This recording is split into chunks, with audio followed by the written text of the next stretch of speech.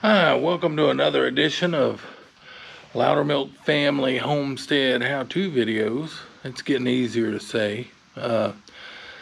Anyway, we've moved into our garage at this point, and it's a mess.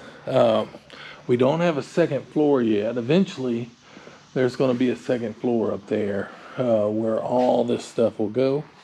But we're waiting for lumber prices to come down a little bit. But anyway, today's video is about how to quickly provide reliable power to an external building from your home. And a little backstory here.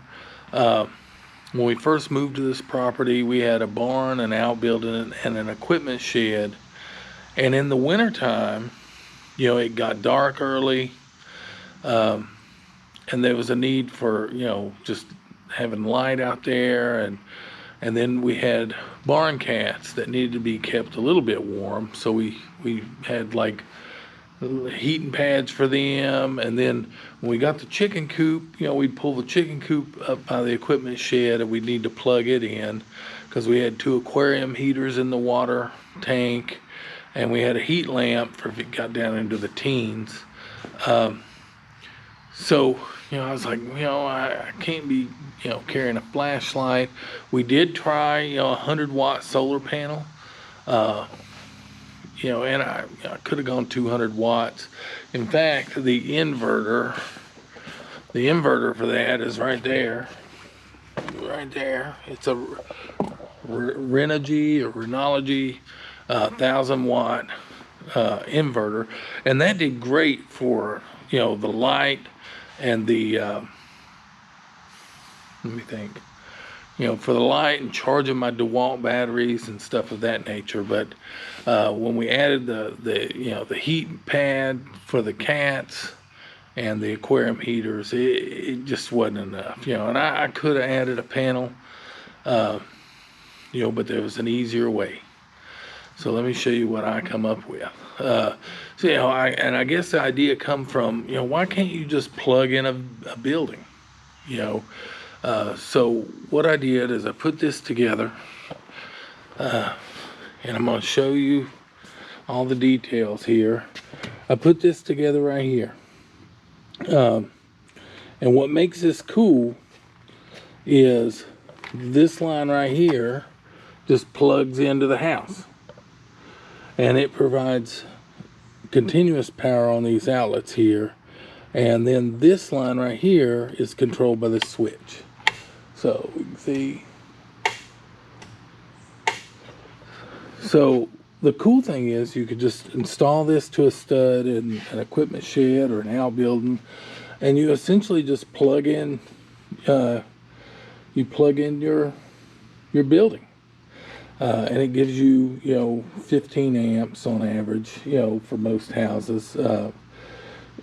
So we've got 15 amps out at the barn through this, and it's we can, charge our batteries and stuff. This extension cord here runs to the other side of the garage where I primarily live, and that's what we're going to be addressing today. And I felt like it was a good opportunity to discuss how that's set up. And the cool thing was when we demoed the equipment shed, I saved that, and we got this big old barn built with no power to it, and I need a way to charge my batteries and stuff. And I was like, well, I'll just install that thing. Well, the switch is where it's at here. The switch is on the wrong side. Like, you come in this door here, and you want to be able to just reach over here and flip the switch, So in the equipment shed, it was good, but now the switch needs to be moved. But I essentially just installed that here and plugged the thing in, and next thing you know, I got power, and I'm running the whole thing on extension cords. But they're kind of up and out of the way, and we'll run this for a while until we get the $3,500 or so necessary to have this thing wired permanently. Now, we do, and I'm sorry I keep walking back and forth, we do have conduit that I run. You know, this is a small extension cord, but it's very flexible. You know, it's rated for 15 amps. I ran it through this, and this is just stuck on there just to keep people from kicking it or anything. Run it through there, and it comes out over here. I dug the trench. It's 18 to 20 inches deep, and it comes out here to this. I got this thing, and it's plugged under there, so it's water resistant. It's pretty cool. But anyway,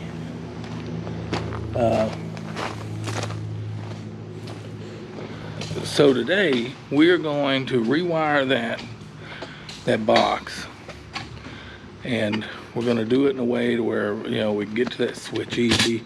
And I'm going to add a continuous power out. So we've got this extension cord plugged up going to the other end of the barn right here. What I'd like to do is leave that outlet open. So we're going to have another wire coming up, and what I'll do is I'll run that up and over so my wife doesn't have to run over my extension cord every day. So anyway, without you know, any further ado, you know, we'll get right to it. Okay, so first thing we're gonna do is open this guy up.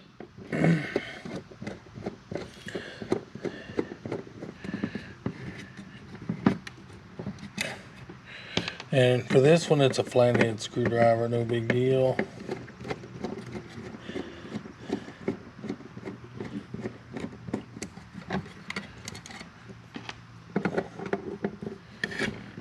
I got a new face plate. I don't think we'll need it. I got new outlets. I don't think I'll need them. Set them back. Pull the plate off. And now,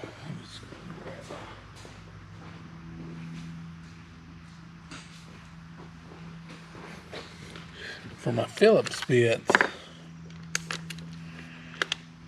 I usually use the old driver here.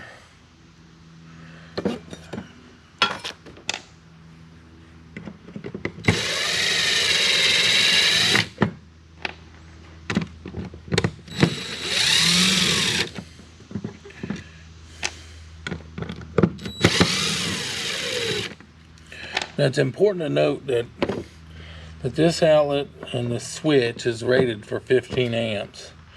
You know, because most of your exterior plugs on your homes are going to be on a 15 amp circuit.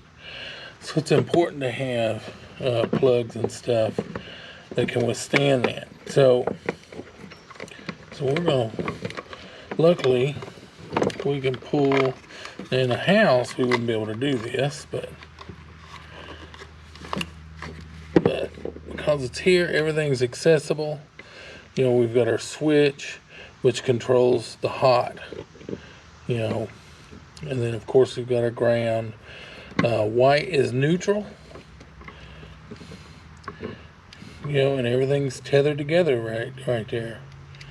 So our grounds are all tied in. And, you know, we've got a black wire coming off the power in cord right there, and it basically, you know, ties in to a black one going to here, which powers our outlet continuously, and then a black one going to the top or bottom of our switch. I'm confused. This is where you plug in. Okay, so this is the plug coming in. No, it can't be. This is the plug coming in. Okay, I was right. And I'll put a diagram up of exactly what's going on here. But this is the plug coming in. It goes a black, which is your hot wire, comes off that into your outlet. Black also ties off and goes into the bottom of your switch. and it comes out the top of the switch and goes down here. So that's what you're controlling. When you flip the switch on, it's essentially connecting these two black wires and giving you power out there. In terms of the white, it's a little simpler. The white's a neutral.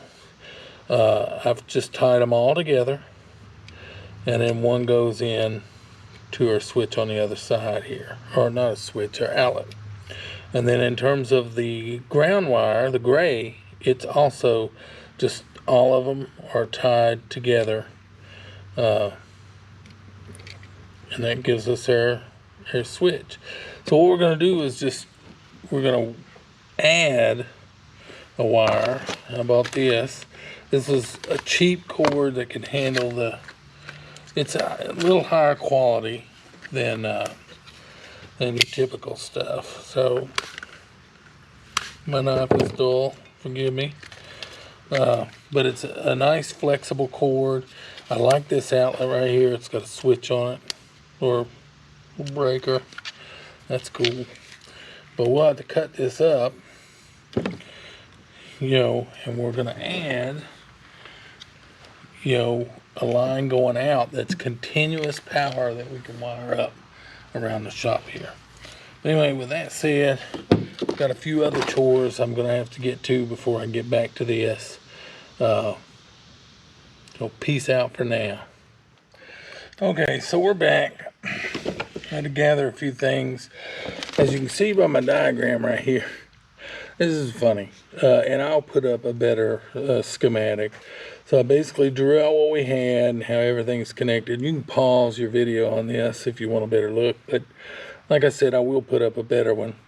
So essentially this is going to be the new outlet out that's continuously on, and it's just going to tie right up into the outlet. So its ground will connect to the ground on the outlet. Its black wire positive will connect to the positive side of the outlet, and the neutral side will also connect to the neutral side. So I kind of got a strip going on my wire here. We should be able to pull that apart, and we've got our positive, neutral, and the ground. And the reason I got this plug, so these little bull's tail, I don't know what you call them, but they're like little 3-foot cords. Some of them, it would have been nice to get something with just a single outlet. Okay, and I can always put a single outlet. I've got a a male outlet right here. I can buy a plug like this and cut this off and splice it right here. I probably won't, but the reason I get these, because I'm going to butcher them, and they're cheaper than a full extension cord. This was like 12 bucks. Okay, so anyway, we'll strip our wires real quick, and we'll start tying stuff in, and hopefully I don't jack this up. And I have a wire stripper. In fact, I thought it was somewhere close. It may be. Hold on.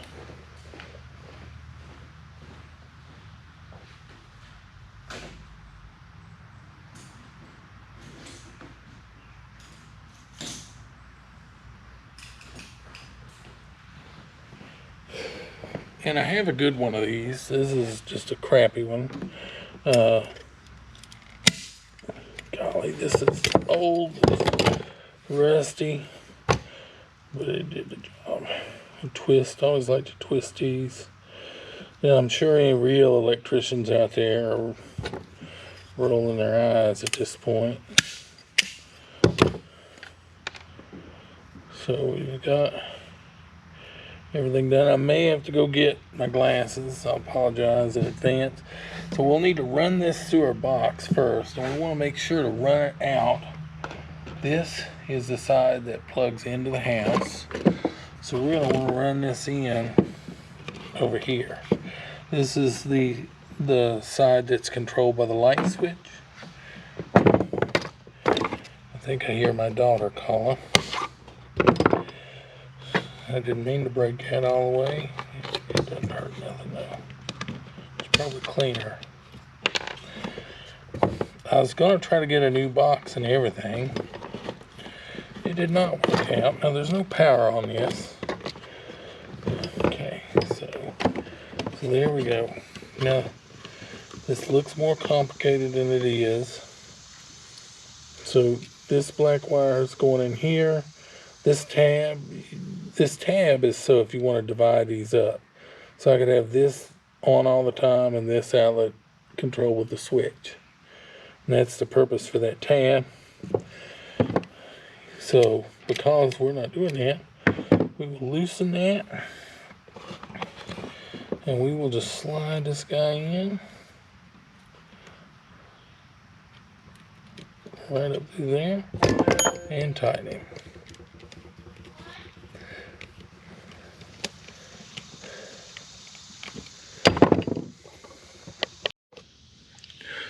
Sorry about that, everybody. The wife had to come out. She's rolled out to Target. Okay, so our gray wire is not as pretty. We'll try to pretty this up. It's going to tie in right with them other gray wires. It's a little loose. I don't know if this is going to work. I may need a wire nut. Thinking about a wire nut here. Make it a lot cleaner. Let's see if I can find a wire nut.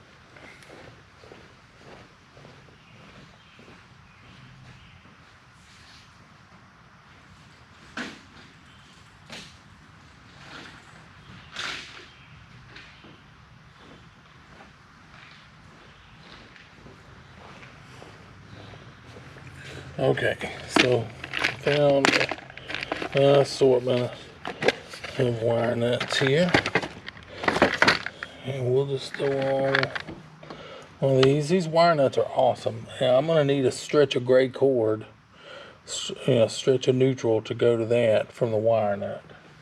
Let me find. I'm probably going to have to butcher the rest of my cord, which breaks my heart. It breaks my heart. I hate this. This is a good switch. We can still probably use it though. Okay, now we got to not cut ourselves. That is the key. Golly, I'm gonna need something sharper. My knife is dull. Okay, raise your knife. Golly. Man, they make that pretty good for a cheap cord. Slow, you don't want to slash your finger.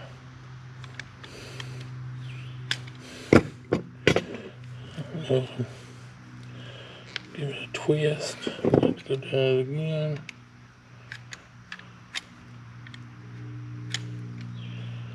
We'll get there. We're almost in business. There we go. Now we're just going to steal Mr. Gray. There's our gray cord.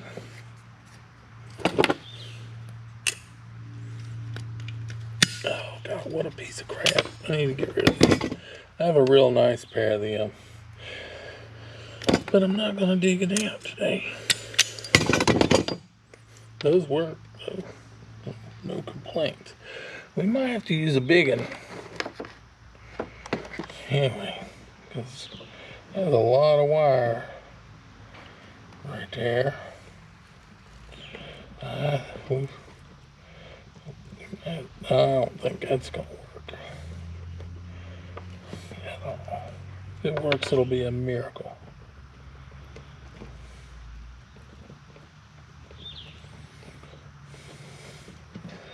Yeah, this is not pretty. It probably would have worked with 3. Okay, so I was able to get it buttoned back up without having to rewire it, which is awesome. We're just going to put the face plate back on. Now it's reversed. You know, this switch used to be over here. These are flatheads, so I usually don't use a cordless drill for those. Mainly because my eyes are bad and it slips off and scratches stuff. Anyway, we'll get this back on. And there was an SD card there when I stopped the last video, so I hope you got everything. If not, I apologize. There won't be another one. Because, the job is already done. Okay. Now we're all buttoned up. We should, let me find, okay. So I plugged an extension cord, a live extension cord up. This is supposed to be controlled with the switch. The switch is on, switch is off, switch is on. Beautiful, beautiful, beautiful. Okay, we're gonna try our new one. It should just be on, regardless of switch position. Switch off, on, doesn't matter. And your outlets should work regardless of switch position. Doesn't matter. So we're in business. We can mount this bad boy back up, and we'll mount it back up. And later today or tomorrow, I'll run the cord over the ceiling, and I'll have power on my side without the wife having to run over the extension cord. We'll pick it back up over there. Okay, so now I'm gonna reinstall it and we should be good.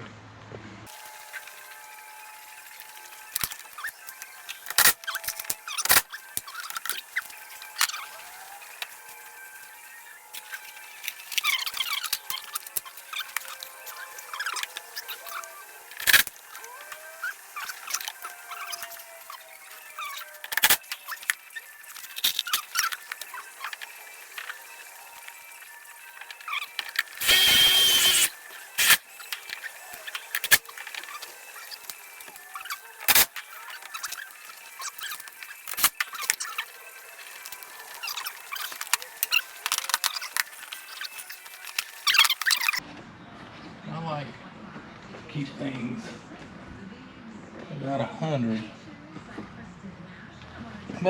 feet from the house. Good waterproof cables, and that's it. And hopefully, let me get this off here. Hopefully when I flip this switch, that light comes on, and it does. And now we got our outlet up here, and we got 3-prong, so it gives us some extra stuff. And when we come in the door, we don't have to feel around, and if there's stuff plugged in over here, I don't have to reach over it. We can just put the light on. And then this, I'll run over there to my workbench. And that's about it. I hope you enjoyed this video. A little different. Like I said, I wasn't planning on doing any more videos for a while. But I keep thinking of stuff that people might want to know, might want to see around here. But anyway, with that said, I guess that's it. So peace out.